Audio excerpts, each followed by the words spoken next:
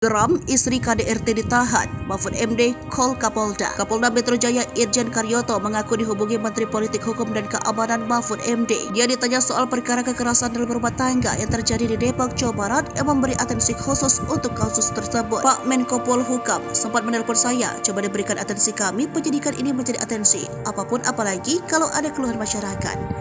Ujar Karyoto di Kapolres Metro Depok Kamis 25 Mei 2023. Mahfud turut menyoroti kasus KDRT yang tengah ditangani Polres Metro Depok dan meminta penanganan mengedepankan prinsip keadilan. Atas dasar itu, Karyoto dan jajarannya langsung mendatangi Polres Metro Depok untuk mengecek secara langsung soal perkembangan penanganan perkaranya. Sebelumnya viral di Twitter seorang istri bernama Putri Balkis yang dianiaya oleh suaminya justru ditetapkan sebagai tersangka. Tweet tersebut dibuat oleh pemilik akun pada Selasa 23 Mei 2023. Sementara itu, berdasarkan keterangan polisi, awalnya Putri dan suaminya cekcok. Putri lalu mengucapkan kata-kata yang membuat suami tersinggung. Suami Putri kemudian menaburkan bubuk cabai ke mata istrinya. Sebaliknya, Putri pun melawan. Sang suami lalu memukul Putri untuk melepas perlawanan tersebut. Putri kemudian melaporkan suaminya, disusul sang suami melaporkan balik Putri. Dalam proses penyelidikan, polisi berupaya menyelesaikan masalah itu dengan keadilan restoratif atau restoratif justice. Namun proses itu tak kunjung menemui titik terang lantaran Putri tak menghadiri mediasi. Penyidik kemudian menetapkan Putri dan suaminya sebagai tersangka KDRT. Namun hanya Putri yang ditahan dalam kasus ini